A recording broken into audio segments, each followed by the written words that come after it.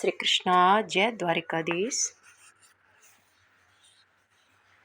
आइए आज हम मीराबाई का अंतिम और शेष चरित्र श्रवणपान करते हैं। मेवाड़ से राज पुरोहित जी और उनके साथ कुछ लोग मीराबाई को लेने के लिए द्वारका गए हैं। भांति भांति से मीराबाई के चरणों में अपनी पगड़ी रख रख के बार बार निवेदन कर रहे हैं कि मीरा, आप वापस से चित्तौड़ चलो, चित्तौड़ चलो, चित्तौड़ चलो। इन लोगों के आने से मीरा बेचैन हो गई है। इस भूमि को छोड़ करके भगवान कृष्ण द्वारिकाधीश की द्वारिका धाम को छोड़ करके मीरा कहीं भी जाना नहीं चाहती है। उन्होंने निश्चय कर लिया कि वह लौट कर नहीं जाएगी। वे रो रो करके अपने आराध्य देव भगवान श्री कृष्ण से प्रार्थना करती है।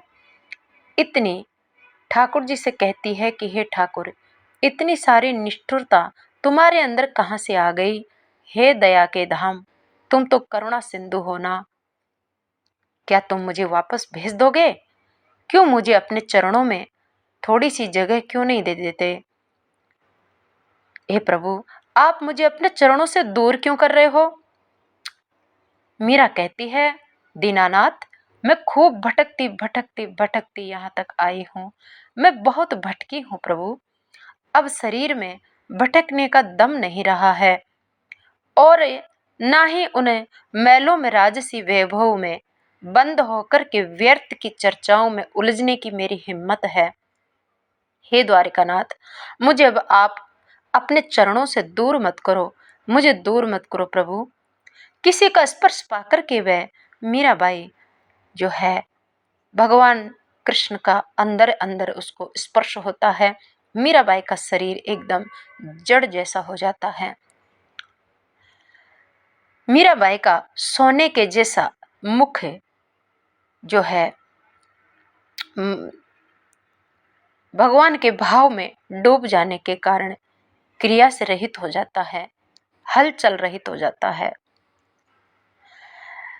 कांचना सम्मुख खड़ी थी। मीरा का मन उत्साह से उल्लासित हो उठता है। उन्होंने पूछना चाहा कि क्या महादेवी ने मुझे याद फरमाया है, किंतु आसपास सोई हुई दासियों का विचार करके वे चुप रही। उन्हीं के साथ साथ वह बाहर आई। घर के पीछे ही कुआं और छोटी सी बगीचा था। वहां आकर के कांचना कुएं की जगत पर जो जगह है उस पर बैठ जाती है। उन्हें और भी बैठने का संकेत करती है। कांचना मीराबाई से कहती है, ये कंचन जो है वो आई है, द्वारिका के महल से आई है, महारानी रुक्मणी ने भेजा है। वह कहती है कि मुझे महारानी ने भेजा है, आपको पिछला वृत्तांत बता दूं मैं आपको, जिससे आपकी घबराहट, आपका दुख का कम हो जाएगा। मीराबाई ने मौन दृष्टि से उठाकर उसकी ओर देखा। आप ब्रज कुल की माधवी है। कांचना कहती है, हे मीराबाई, मैं आपको आपका पिछला जन्म बताती हूँ। पिछले जन्म में आप ब्रज की एक माधवी नाम की गोपी है आप। और उसने मीरा की ओर देखा। उसका अभिप्राय समझकर मीरा ने स्वीकृति में सिर हिला दिया। कांचना बताने लगी कि सूर्य ग्रहण के समय जब सभी ब्रजवासी बाबा और मैया के साथ देवी वृषभानुजा यानी राधा रानी कुरुक्षेत्र में पधारी थी, तब उनके साथ आप भी गई थी। क्योंकि भगवान कृष्ण के समय में कुरुक्षेत्र में एक बार सूर्य ग्रहण के समय ब्रज से राधा रानी, नंद बाबा, यशोदा और राधा जी की समस्त गोपियां, भगवान कृष्ण के ग्वाल सखा, ये सभी जो है कुरुक्षेत्र में गए थे। वहां पर और भी राजा महाराजा पधारे थे। भगवान कृष्ण द्वारिकाधीश और उनकी सारी रानी महारानियां भी वहां पर पधारी थी। कुछ समय कुरुक्षेत्र में रह करके पूरे ब्रजवासियों के साथ लिए प्रभु द्वारिका पधारे थे। अब कुरुक्षेत्र का मेला जब पूरा हो गया तो कृष्ण भगवान ब्रजवासियों को लेकर द्वारिका आए थे। जहां अभी गोपी तालाब बना हुआ है, वहीं पर समस्त गोपियां ठहरी थी। देवी वृषभानुजा, उनकी सखियां गोपाल और व्रज के जन जन का अनन्य प्रेम और असीम सरलता देखकर द्वारिका के लोग और सभी महारानियां मनी मन न्योछावर हो गई थी गोपियों पर और राधा रानी पर। वे एक दूसरे के दिन एक एक दिन अपने यहाँ भोजन कराना चाहती थी। ब्रज से जितनी भी गोपियां आई थी, उन सबको कृष्ण भगवान की रानी महारानियां अपने महलों में भोजन करवाना चाहती थी। सांख्य लेकिन कृष्ण भगवान की 16,108 पटरानी होने के कारण सबके महल में अलग अलग भोजन करना संभव नहीं था। अतः लगता था कि ये निश्चय हुआ कि सबसे पहले एक एक दिन 8 पटरानियां भोजन करवाएगी, फिर एक दिन महाराज उग्रसेन, और एक दिन जो है कुछ दिन ऐसे ही प्रधान प्रधान सामंत के यहाँ भोजन होगा। अंत में 500-500 महारानियां मिलकर के जो है समस्त गोपियों को भोजन कराएगी। इस प्रकार थोड़े समय में ही सबको जो है इन भगवान कृष्ण की प्यारी गोपियों को भोजन कराने का सुंदर अवसर और लाभ प्राप्त होगा। ऐसा निश्चय के अनुसार ही भोजन और स्नेह प्रेम स्वागत सत्कार समस्त गोपियों का वहां हुआ।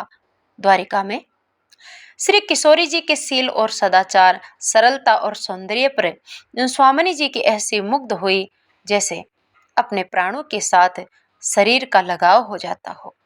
बार बार उन्हें आमंत्रित करती थी। अपने ही सुकुमार हाथों से जो है रंदन कार्य करती, अति से प्रेम और अपार आत्मीयता पूर्वक उन्हें अपने हाथों से जिमाती थी। कभी कभी दोनों एक ही थाली में भोजन करती थी। प्रभु की बातें चर्चा करते हुए ऐसे घुल मिल जाती थी, लगता था जैसे दो सहोदरा बहनें बहुत काल बाद मिली हो।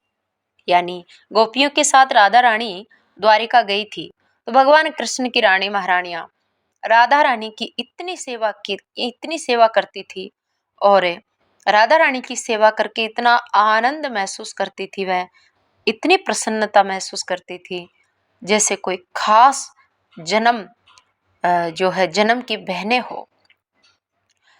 भानु नंदिनी अकेली नहीं पधारती थी, उनके 2-4 सखियां अवश्य होती थी। एक बार उनके साथ माधवी भी पधारी थी, जो पिछले जन्म में मीरा, इस जन्म में मीरा है। द्वारिकाधीश की पट महेशी साक्षात लक्ष्मी रूपा वेदर्भी यानी रुक्मिणी माता के महल को असीम सुंदरता और ऐश्वर्य को और वैभव को देख करके माधवी के मन में एक क्षण के लिए ऐसी भावना आ गई कि वाह, इस महल की, इस आनंद के सुख की प्राप्ति करने की इच्छा हो गई कि जैसा द्वारिका का कृष्ण भगवान की पत्नी बनने का और ऐसे सुंदर महल में रहने का ये सुख खास मुझे भी प्राप्त हो जाता। बस एक क्षण के लिए ऐसी भावना मन में आई थी। उसी भावना को भगवान कृष्ण ने जो है नोट कर लिया। द्वारिकाधीश की महारानी बनने की स्फूर्णा उभरी। थोड़ी ही देर में वह सब भूल भी गई थी, लेकिन किशोरी जी के साथ वापस ब्रज में लौट आई थी। किंतु काल के अनंत विस्तीर्ण अंक में वह मीराबाई व आपका संकल्प जड़ित हो गया। देखिए, ये मनुष्य का मन है, अनेक प्रकार का संकल्प और विकल्प करता है, अनेक प्रकार की इच्छाएं इस मन में आती है, लेकिन संसार की जितनी इच्छाएं आती है वो सब नाशवान होती है। 100 में से एक आध इच्छा पूरी भी होती है, लेकिन और वो संसारी इच्छाएं कहलाती है। संसारी इच्छाएं हमेशा अंत में दुख देती है, लेकिन अगर किसी भक्त के निर्मल हृदय में भगवान के प्रति कोई इच्छा आ जाए, भगवान से संबंधित कोई इच्छा आ जाए, तो वो इच्छा अमर हो जाती है और वो संकल्प अवश्य पूरा होता है। तो इस माधवी ने राधा रानी के साथ पिछले जन्म में द्वारिका में आकर जो है रुक्मिणी जी का महल देखकर इनके मन में भाव आया था कि खास मैं भी कृष्ण की पत्नी होती, इन महलों में रहती तो भगवान कृष्ण ने उस संकल्प को जो है लिख लेते हैं, वो जड़ित हो जाता है और उसी संकल्प को पूरा करने का समय अब आ चुका है। उसकी पूर्ति एक और जाके आप कुछ दिन पूर्व पा चुकी है। अब जो यद किंचित शेष बात बाकी रही वह प्रसाद भी पाकर आप शीघ्र ही किशोरी जी की सेवा में पधार जाएगी, ऐसा कह रही है कांचना नाम की दासी, जो दिव्य द्वारिका से मीराबाई के पास आई है रात्रि के समय में। मीराबाई कह रही है कि क्या मुझे द्वारिका से मेवाड़ लौटना होगा? मैं इस शरीर को नहीं रखना चाहती हूँ। अब इसके रहने से ही ये सारा जगत का जंजाल खड़ा हो जाता है। मीराबाई कहती है नहीं, अब विलंब नहीं है। कांचना कहती है नहीं नहीं, अब विलंब नहीं है, अब तो बस 2 4 5 7 दिन और बचे हैं मीराबाई, फिर आप सदा सदा के लिए प्रभु के चरणों में आपकी जगह आपको प्राप्त हो जाएगी। आप दिव्य द्वारिका के सच्चिदानंदमय महल में पधार जाएगी, किंतु शरीर नहीं छूटेगा, केवल रूप परिवर्तित होगा। यही समाचार देने के लिए मैं आपके पास आई हूँ। अब आज्ञा हो तो कांचना उठ खड़ी हुई जाने के लिए। मीरा उठ करके उनके दोनों हाथ थाम लेती है। मीरा उठ करके कांचना के दोनों हाथों को पकड़ लेती है। महादेवी के चरणों में मेरी आपसे प्रणाम निवेदन करना। मीराबाई कहती है हे कांचना सखी, द्वारिका की महापटरानी रुक्मिणी के चरणों में मेरा कोटि कोटि वंदन कहना। बड़ी कृपा की है जो उन्होंने आपको यहाँ भेजा है। हमारी तुम्हारी बातें सुनकर बड़ी ठंडक महसूस हुई है मेरे दिल में, जैसे जले हुए घाव पर कोई शीतल ठंडा सा लेप लग गया हो। सभी महारानियों को और प्रभु को मेरा प्रणाम निवेदन करना। प्रणाम करके कांचना दासी चली जाती है, वापस अंतर्ध्यान हो जाती है। कुछ दूर तक उसकी शरीर का प्रकाश दिखाई देता है, झिलमिलाता हुआ। पीत वस्त्र पहने हुई वो दासी अंतर्ध्यान हो जाती है। नूपुरों की हल्की ध्वनि सुनाई दे रही थी, फिर वह धीरे धीरे लोप हो गई। मीरा लौट करके अपने कक्ष में सो जाती है। 5-6 दिन बीतने के बाद जब मेवाड़ के राज पुरोहित जी को कोई अनुकूल उत्तर नहीं मिला मीराबाई से, तो उन्होंने अनशन व्रत लेने का निश्चय कर लिया। मेवाड़ से मीराबाई को लेने आए राज पुरोहित जी और उनके साथ आए और भी अन्य लोग, उन्होंने मीरा से खूब निवेदन किया, पर मीराबाई चित्तौड़ आने के लिए राजी नहीं हो रही है। तब उन्होंने कहा कि हे मीराबाई, अगर आप नहीं चलोगी, वापस नहीं चलोगी हमारे साथ, तो हम अन्न और जल का त्याग करेंगे और यहीं पर अनशन व्रत लेंगे। सौजन्य वसात राठौड़ों के पुरोहित जी भी उनके समीप बैठ गए। अनशन की बात सुनकर मीराबाई उन्हें कई प्रकार से समझाने का प्रयत्न करती है, लेकिन वे उन्हें ले जाए बिना किसी तरह से नहीं मान पा रहे थे। 2-3 दिन फिर निकल जाते हैं। ब्राह्मणों को 3-4 दिन हो गया है, न अन्न खा रहे हैं न जल पी रहे हैं। मीराबाई ने देखा, अरे ये मेवाड़ से आए हुए समस्त ब्राह्मण और सभी लोग पिछले 4 दिन से भूखे हैं। इनका शरीर सूख रहा है, चेहरा मुरझा रहा है। तो भूखे ब्राह्मणों को देखकर मीराबाई व्याकुल हो जाती है। उन्होंने वापस से उन समस्त ब्राह्मण देवताओं से प्रार्थना की, निम्र निवेदन किया कि आप अपना अनशन छोड़ दीजिए महाराज, आप वापस लौट जाइए। मैं नहीं जा सकती हूँ, मैं इस शरीर को लेकर वापस चित्तौड़ नहीं जाऊंगी। किंतु उन्होंने रीते हाथ खाली हाथ लौटने की अपेक्षा मरना ज्यादा श्रेष्ठ समझा। यानी मीराबाई को लेने के लिए जो ब्राह्मण गए थे, राजपुरोहित आदि, उन्होंने कह दिया कि मीरा, अगर आप हमारे साथ नहीं जाओगी, अगर हम खाली हाथ जाएंगे तो खाली हाथ जाने से तो अच्छा है कि हम यहाँ पर अनशन व्रत लेकर के प्राणों का त्याग कर दें, मर जाएं। मर जाना श्रेष्ठ है। आखिरकार मीरा ने उनको खूब समझाया, आश्वासन दिया। मैं प्रभु से पूछ के आती हूँ, प्रार्थना करती हूँ। अगर मेरे प्रभु द्वारकाधीश की आदेश हो गया, आज्ञा हो गई, तो मैं जरूर आपके साथ चलूंगी महाराज। उसी समय मीराबाई भगवान श्री कृष्ण के मंदिर में जाती है। मंदिर में उस समय मंगला आरती हो चुकी थी। पुजारी जी के द्वार के पास जो है मीराबाई खड़ी हो जाती है। ठाकुर जी के गर्भगृह का जो द्वार है, दरवाजा है, वहां खड़ी होकर के मीराबाई आज ठाकुर जी का एक अलग ही दृष्टि से दर्शन कर रही थी। राणावतों और मेड़तियों के साथ आए हुए सभी व्यक्तियों सहित मीराबाई मंदिर के परिसर में पहुंच गई। मीरा यह मेड़ता से चित्तौड़ से राजपुरोहित जी और जितने भी ब्राह्मण और भी राजवंश के लोग, जितने भी लोग मीराबाई को लेने के लिए गए थे, वो सब भी मंदिर के अंदर चले जाते हैं। मंदिर में गर्भगृह के पास आगे आगे मीराबाई खड़ी है और पीछे राजपुरोहित जी और बाकी के सब लोग खड़े हैं। वहां मंदिर के और भी पंडा पुजारी खड़े हैं। देख पहचान करके कोई कोई उन्हें प्रणाम करने लगे और जो नहीं जानते थे वे दूसरों से उनका परिचय पूछने लगे। सबके साथ मीरा ने प्रभु को प्रणाम किया। पुजारी जी उन्हें पहचानते थे क्योंकि मीरा रोज 2 टाइम मंदिर में जाती थी, इसलिए भगवान द्वारिकाधीश का जो पुजारी जी थे वो तो मीरा को अच्छी तरह से जानते थे।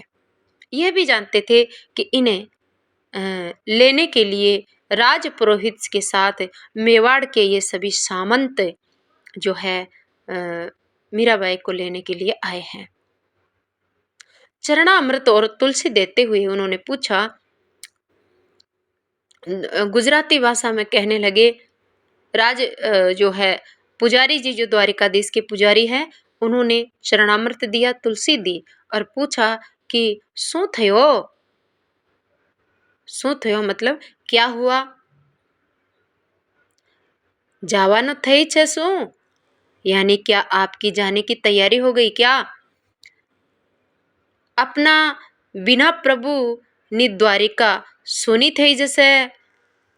द्वारिकाधीश के पुजारी कह रहे हैं, मीराबाई अगर आप इन लोगों के साथ चली जाओगी तो फिर द्वारिका सुनी हो जाएगी। एने माटे जहू रजा मंगवा आवी छू महाराज। मीराबाई कहने लगी, प्रभु महाराज मैं यही तो इजाजत लेने के लिए भगवान द्वारिकाधीश के पास आई हूँ। हुक्म होय ते हूँ प्रभु थी रजा मांगवा आवी लाऊं छू। अगर मेरे प्रभु का हुक्म हो जाएगा तो मैं जाऊंगी और मेरे प्रभु मना कर देंगे तो मैं नहीं जाऊंगी। पुजारी कहते, हाँ हाँ पधारो बा पधारो, आपने माटे कौन ना पाछे छे। मंदिर का पुजारी कहता है, मीराबाई आओ आओ, आप तो गर्भगृह के अंदर आ जाओ। पुजारी की बात सुनकर मीरा ठाकुर जी के निज मंदिर के गर्भगृह के सामने चली जाती है। उन्होंने प्रणाम किया, हाथों में एक तारा लेकर मीराबाई गाने लगी, भगवान द्वारिकाधीश से निवेदन करने लगी। साजन सुध जो जानो त्यों लीजे, साजन सुध जो जानो त्यों लीजे, तुम बिन मेरे और ना कोई, तुम बिन मेरे और ना कोई, कृपा रावरी कीजे, साजन सुध जो जानो त्यों लीजे। दिवस न भूख रैन नहीं निद्रा, दिवस न भूख रैन नहीं निद्रा, यूं तन पल पल छीजे, साजन सुध ज्यों जानो त्यों लीजे। मीरा के प्रभु गिरधर नागर, मिल बिछुरन मत कीजे। साजन सुध ज्यों जानो त्यों लीजे। मीराबाई कह रही है, प्रभु मेरी सुध लो। अंतिम पंक्ति उन्होंने एक तारा मंगला के हाथ में थमाया और गाती हुई धीमे धीमे पदों में निज मंदिर के गर्भगृह की ओर मीराबाई बढ़ चली। गर्भगृह की जो दहली है उसको क्रॉस करके, लांग करके, जहां पर ठाकुर जी का श्री विग्रह मूर्ति विराजमान है, वहां जाकर मीराबाई खड़ी हो गई और वह एक टकटकी लगा करके ठाकुर जी को बार बार निहारती रही, देखती रही। कह रही है, प्रभु अब हम आपसे मिले हैं तो अब हम मुझे वापस भेज करके दूर मत करो, मिलकर बिछड़ो मत प्रभु। एक एक उनकी दृष्टि के सामने से मंदिर, मूर्ति और पीछे खड़े सारे लोग विलुप्त हो गए। सामने वर वेश में खड़े श्री द्वारिकाधीश द्वारकानाथ मुस्कुरा रहे थे। मीराबाई गर्भगृह में प्रवेश कर जाती है। पीछे जितने भी लोग थे उनको ठाकुर जी नहीं दिखाई दे रहे हैं, उनको तो खाली मूर्ति दिखाई दे रही है, मूर्ति के सामने खड़ी मीरा दिखाई दे रही है। लेकिन मीराबाई को क्या दिखाई दे रहा है? जब मीराबाई मूर्ति के बिल्कुल नजदीक चली जाती है, ठाकुर जी की तरफ एक दृष्टि डालकर देखती है, अंतरात्मा से निवेदन करती है, प्रभु श्री चरणों में जगह दो, श्री चरणों में जगह दो, श्री चरणों में जगह दो। तो उस समय द्वारिकाधीश के श्री विग्रह से, श्री विग्रह के अंदर जो है मीराबाई को अब मूर्ति नहीं, साक्षात भगवान श्री कृष्ण दिव्य उज्जवल नीलमणि के समान ज्योति के रूप में भगवान कृष्ण प्रकट हुए हैं। कृष्ण मुस्कुरा रहे हैं। मीरा जैसे श्री कृष्ण को देख करके उनके चरणों का स्पर्श करने के लिए नीचे झुकती है। दुष्टों का नाश करने वाले, भक्तों को लाड प्यार दुलार करने वाले, शरणागतों को अभय करने वाले, ब्रह्मांड का पालन करने वाले, भुजाओं से आर्त विवल और त्राण मांगती हुई अपनी प्रिया को भगवान श्री कृष्ण दोनों भुजाएं बढ़ाते हैं और जो है मीराबाई को उठा करके भगवान कृष्ण अपनी भुजाओं से और अपनी छाती से लगाते हैं, हृदय से लगा लेते हैं और मीराबाई भगवान श्री कृष्ण के अंदर समा जाती है, विलीन हो जाती है। मीरा का शरीर देखते देखते गायब हो जाता है, विलुप्त हो जाता है। शरीर सहित मीरा का शरीर ही दिव्य हो गया। जैसे जीव की आत्मा होती है, वैसे मीरा का शरीर ज्योतिर्मय होकर के भगवान की ज्योति में विलीन हो जाता है। मिल बिछुरन मत, चौथी पंक्ति उनके मुख से आदि ही निकली थी कि एक क्षण मात्र के लिए अभूतपूर्व प्रकाश प्रकट हुआ, मानो सूर्य चंद्रमा सारे के सारे जितना भी तेज है वो सारा एक साथ ही उदित हो गया हो। इस प्रकाश में प्रेम दीवानी मीरा समा गई। उसी समय मंदिर की सारी घंटियां अपने आप बजने लगी, शंख नगाड़े ढोल अपने आप जोर जोर से बजने लगे। कई क्षण तक ये ढोल नगाड़े बजते रहे और वहां मंदिर में जितने भी लोग थे वो सब देखते ही रह गए, किंग कर्तव्य विमूढ़ से रह गए। राज पुरोहित जी हक्के बक्के रह गए। किसी के समझ में नहीं आया कि क्या हुआ। धन्य है मीरा। एकाएक चमेली मीराबाई की जो दासी है वो पुकारने लगी, चिल्लाने लगी, गर्भगृह की ओर दौड़ करे, बाईसा हुक्म, बाईसा हुक्म, बाईसा हुक्म। गर्भगृह की ओर, मूर्ति की ओर दौड़ी है। पुजारी जी ने सचेत होकर के हाथों के संकेत से चमेली को रोक लिया। स्वयं गर्भगृह के अंदर गए पुजारी जी तो उनकी दृष्टि चारों ओर मीरा को ढूंढ रही थी। अब गर्भगृह तो जिस जगह भगवान की मूर्ति होती है वहाँ तो थोड़ी सी जगह होती है। तो पुजारी जी गर्भगृह के कोने कोने में चारों तरफ मीराबाई को देखने लगे कि हुआ क्या, गई कहाँ।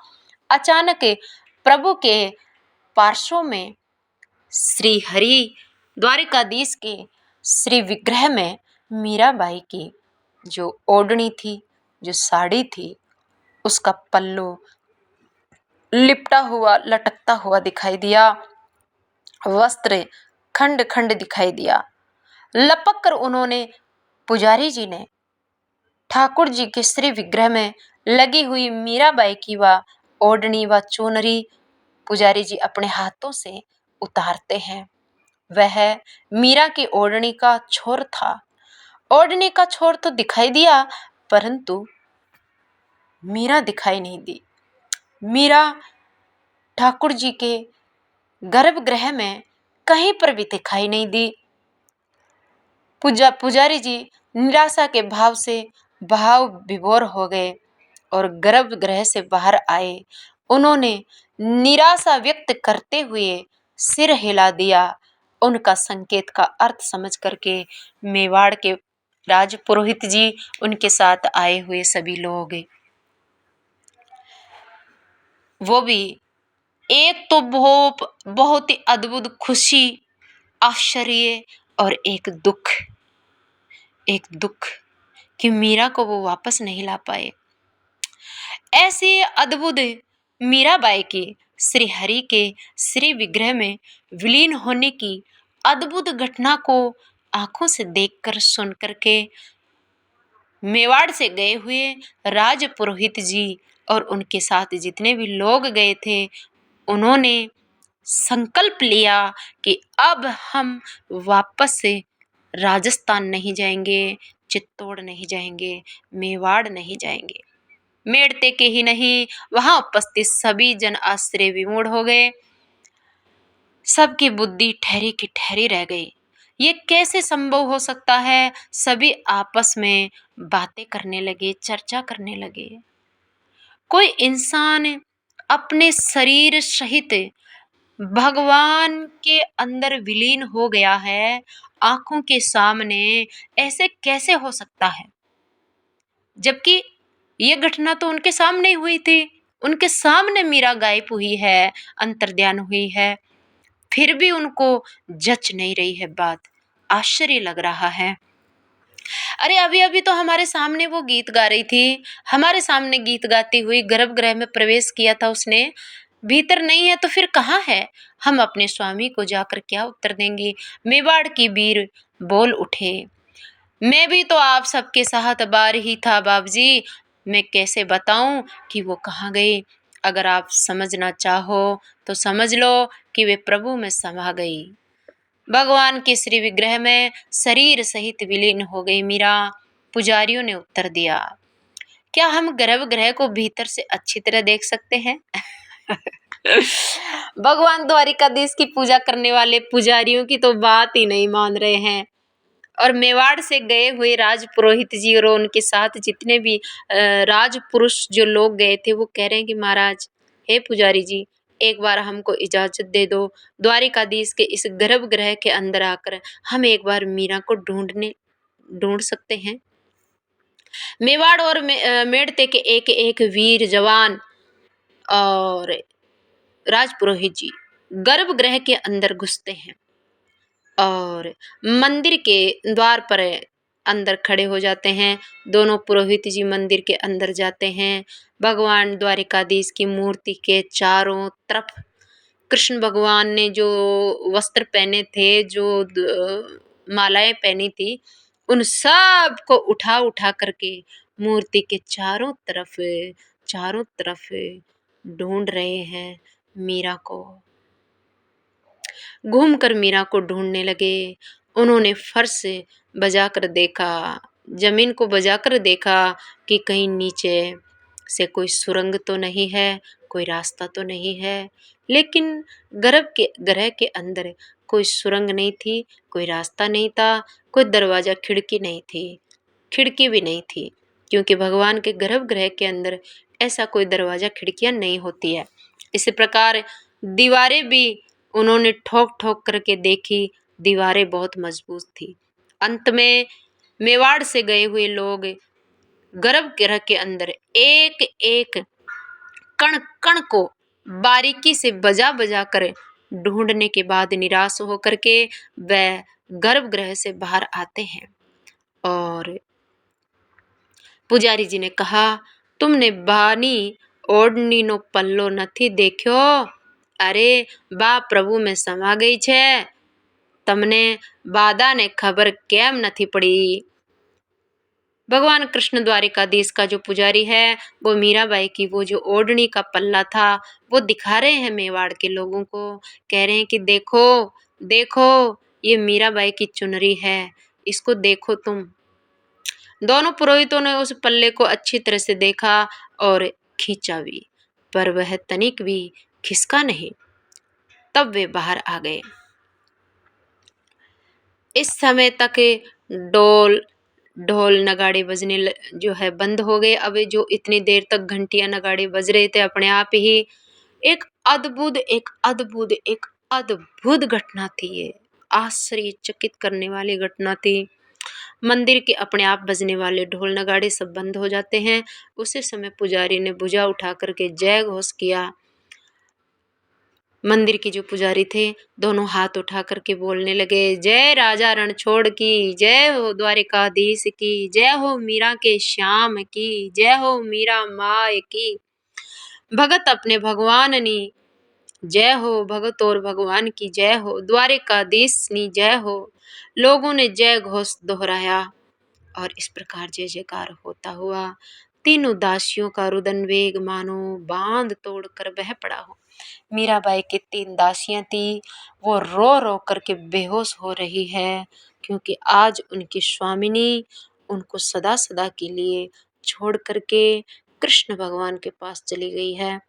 दासियों का इतना रोना बार बार मूर्छित हो रही है, हाय स्वामिनी करके अपनी आंखें पोंछते हुए दोनों पुरोहित जी, वहां पर जितने पंडित पुजारी ब्राह्मण थे वो सब रोने लगे हैं इस घटना को देख करके। वो सब उनको सांत्वना दे रहे हैं, समझा रहे हैं दासियों को। इस प्रकार मेड़ता और चित्तौड़ की मूर्तिमंत गरिमा, और मेड़ता और चित्तौड़ की ही नहीं, मैं तो कहूँगी कि पूरे राजस्थान की गरिमा और गौरव मीराबाई अपने आराध्य देव में जाकर समा गई। नृत्य तनुपुर बांधिके गावल ले करतार, देखत ही हरि में मिली तृण समय गनी संसार। मीरा को निज लीन किया नागर नंद किशोर, जगत प्रतीत हित नाथ मुख, रहो चुनरी छोर। इस प्रकार से ये मीराबाई का बहुत ही पावन चरित्र है। जो भी व्यक्ति श्रद्धा भाव प्रेम के साथ भक्ति भाव में डूब करके मीरा और कृष्ण के इस पावन चरित्र को जो श्रवण करेगा, उस पर भगवान द्वारकाधीश की, श्री कृष्ण की मीराबाई की कृपा होगी और उनको भक्ति की प्राप्ति होगी। बोल मीराबाई की, मीरा के श्याम की, गिरधर गोपाल की, द्वारकाधीश की। मीराबाई का ये अंतिम चरित्र का अंतिम भाग को यहीं पर पूर्ण विराम और विश्राम देते हैं। जय जय श्री मीराबाई की, जय श्री द्वारकाधीश की, जय हो सभी भक्तों की।